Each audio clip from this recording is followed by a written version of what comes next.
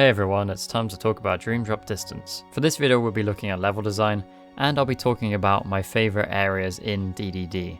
I've already done a video like this for BBS, so it's going to be a similar format to that one. Dream Drop Distance has 7 worlds, not a huge amount, and I think it's fair to say that this collection of worlds is the oddest in the entire series. We have Traverse Town and the World That Never Was returning from Cage 1 and Cage 2 respectively, and for the Disney worlds they've chosen a bit more of an obscure mix than they have in other Kingdom Hearts games. There is one Disney Renaissance movie, Hunchback of Notre Dame, but we also have Pinocchio. This time we get a bit more than just Monstro to explore. The Grid, which is based on Tron Legacy, certainly quite an obscure movie to use for a Kingdom Hearts game, but not quite as obscure as the direct-to-video movie Mickey, Donald, Goofy, The Three Musketeers. And we also have an inclusion of Fantasia, with a very different world from the others. It's got very little plot and it's really focused around the music. There's no separate field and battle themes, it's just songs from Fantasia, and a lot of the sound effects are being replaced by different musical effects. So as you can see, it's a bit of a bizarre lineup of worlds, but I think it makes sense for this game, not only because it's not a numbered game, it's not Kingdom Hearts 3,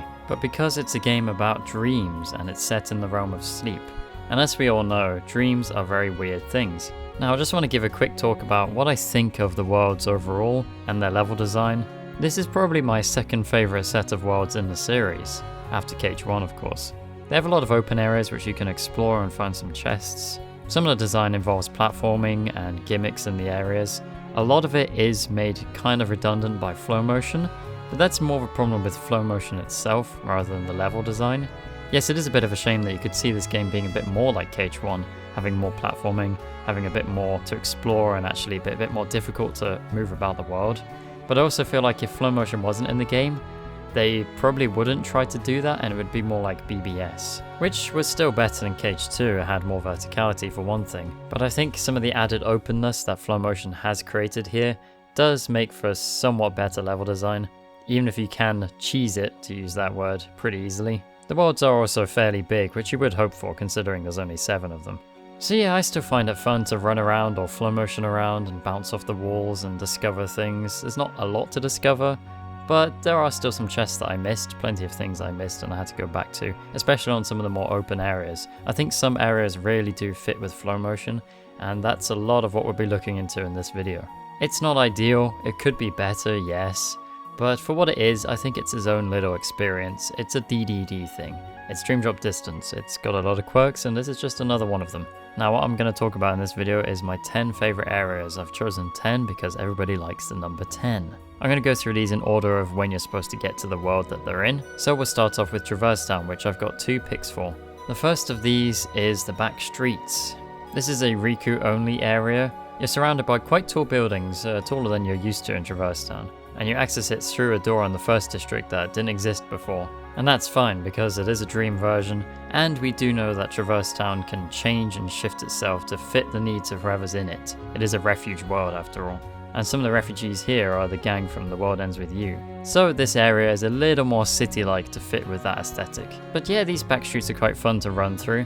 It's a good place to use flow motion, you can bounce off the walls, there's some verticality, and the path winds back on itself. I do like the flow motion sliding on the water canals, especially if you jump off at certain points and you're back down to the lower level. Oh, and you can see the outer wall of Traverse Town, which I think is quite interesting. Now the bit I like the most here is this little underground section.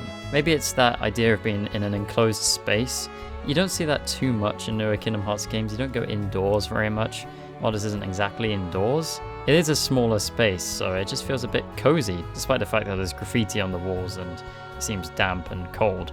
Oh, the lighting effect from the ceiling grate is a little nice thing as well. And you have the neon lights, which I think is the top part of the Reaper symbol from The World Ends With You, although I haven't played that game. But these do make me think of Batman also, it does look a bit like the Batman logo. So yes, this underground section and the back streets as a whole, I just think it's a nice area to run through, and I think it's a bit different from the rest of Traverse Town. It suits flow motion better than the main districts we've come to know from the first game, which feel a bit small with the added movement capabilities. But even better than that to me is the 4th district, my second pick. This one is like a perfect combo of new and old. There's some stuff that's reminiscent of the 2nd district with it being a commercial area. You've got these little shops that are selling adventurer supplies, cozy lights that kind of remind me of Christmas. In fact, the whole thing reminds me of Christmas. The nighttime, the glowing lights on strings, the inviting looking shops. It all makes me think of Christmas time when the market opens in the center of town. And at the bottom end you've got the Colosseum and Moogle shops. You can play Flick Rush. And this feels like the hub of Traverse Town in this game. It's not really the first district because all the things you might need are here.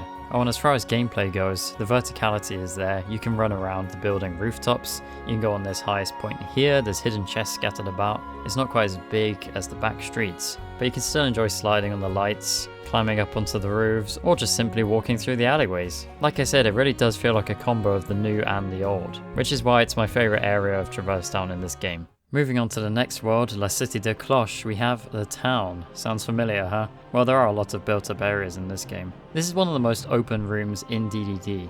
It's a bit like what I said about the 4th district, but even bigger, scaled up. You can travel by the reality shift lines, or glide, or flow motion around. There's a lot of hidden chests, the stuff I certainly missed, side alleys to go down, rooftops to go on, enclosed areas, and it's got a really cool view of the cathedral. Now this isn't to be confused with the outskirts, that's a more restricted space. You can't go on the rooftops and such there, but this feels like a nice playground for flow motion. These are the rooms that I think flow motion does take full advantage of, and it's the best use of it.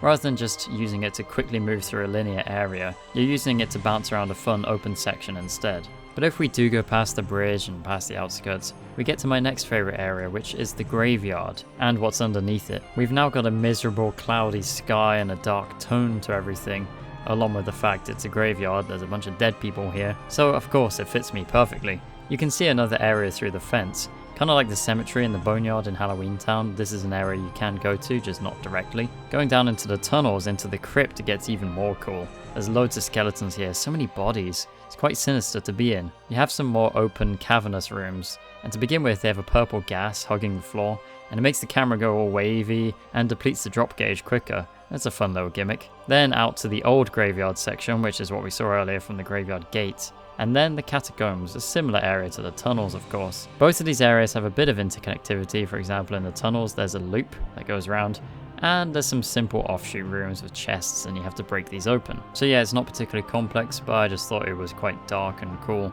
and a bit of a tonal shift from some of the other areas of the world, just to remind you that this was quite a dark movie and certainly a dark story that's based on. Alright, so as you may know, I don't like the grid, so I don't have an entry from the grid on this list. There's some areas which are kind of neat. I guess the Solar Sailor, that's a bit interesting with how that works, and it's certainly more than the Solar Sailor in Cage 2. But unlike Cage 2, the world is very devoid of colour. It's mostly grey and blue, which gets old very fast. There's a bit of orange, but not very much. And this game doesn't really have the capability to make a Tron Legacy world look as good as it could, I think. It doesn't really have the lighting, it all just seems a bit drab. So it's a bit unfortunate, but there we go, there's nothing from this. Which means next is Prankster's Paradise, which is a world I really did like. Wow! Again, I've got 2 entries from this. The first one is the amusement park. It's a flow motion paradise more like. This takes full advantage of your movement, and it's a fun little open area to play around in. It's literally an amusement park.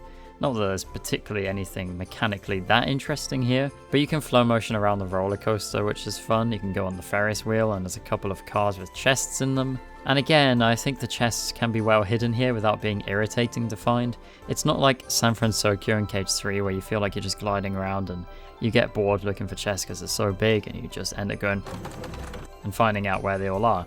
It's not really like this here because they're just hidden around the back of things, or they're in the Ferris wheel carts like I said. It makes you go, oh, I didn't see that before, I just noticed that. And I think it's also a nice area to fight in, and it's set at night time, so I'm biased towards it. But let's move on to the other area of Prankster's Paradise that I like, and that's the ocean floor / depths.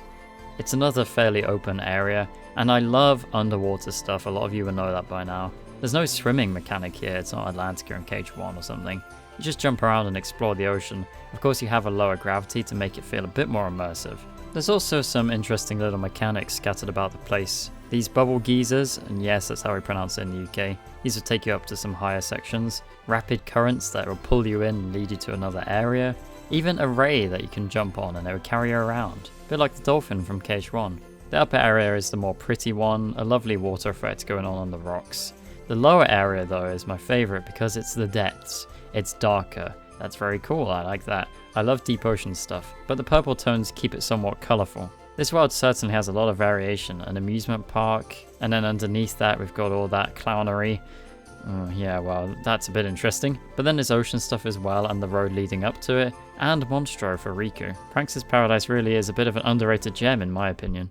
This next one is kind of simple and might be surprising that it's one of my favourite areas. It's the shore from Country of the Musketeers. There's not a lot to do here.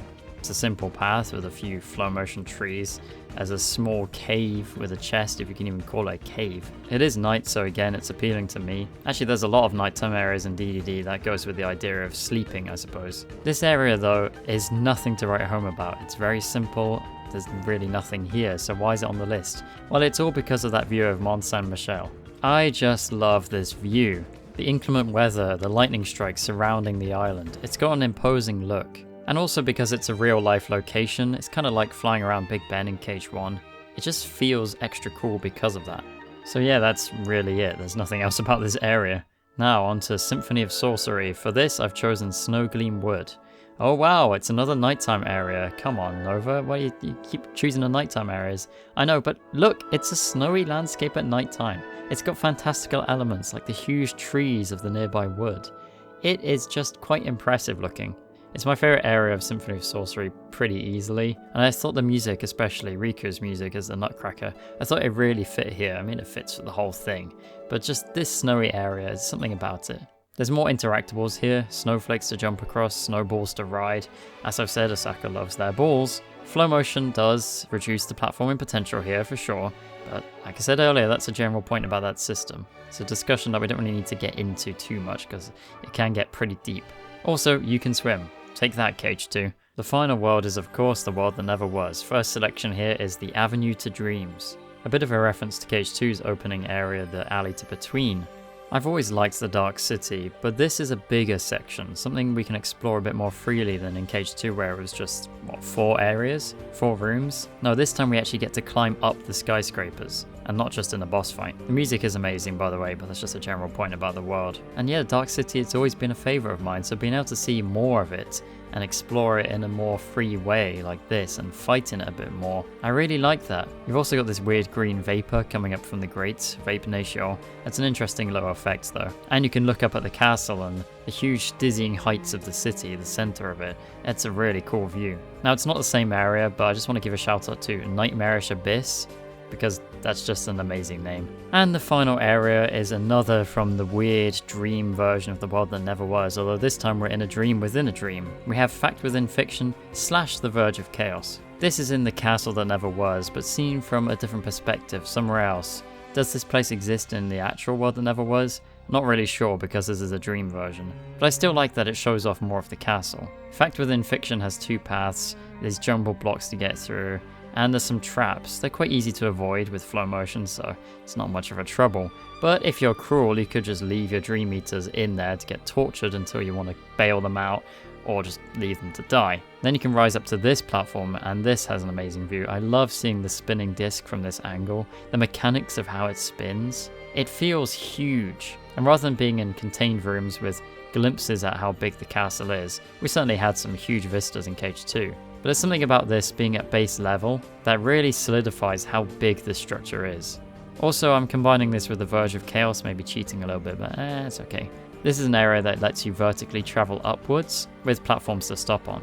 I like verticality, and the feeling of ascending the castle is more direct here because you actually yourself physically move upwards. You're literally climbing the walls. It's all very impressive. You know, one thing I could say about this area, these areas, is I just wish they were a bit bigger. There was a bit more you could move through, but that can apply to a lot of DDD in general, just some more to find, some more to visit. Honestly, the Kingdom Hearts series hasn't really done optional areas that much since the first game. We get occasional bits and bobs, we get occasional little sections to visit, and Cage 3 has certainly shown improvement in that regard, so I hope they keep up with that. But yeah, that's it. That's my 10 favourite areas in Dream Drop Distance. Which areas are your favourite, and what do you think about DDD's worlds in general? Feel free to let me know in a comment. And I suppose I should do the YouTube things. Hey, did you know you can follow me on other places like Twitch and Twitter? I suppose it's not a YouTube thing, is it? Hey, did you also know you can like the video and what else? You can share it, right?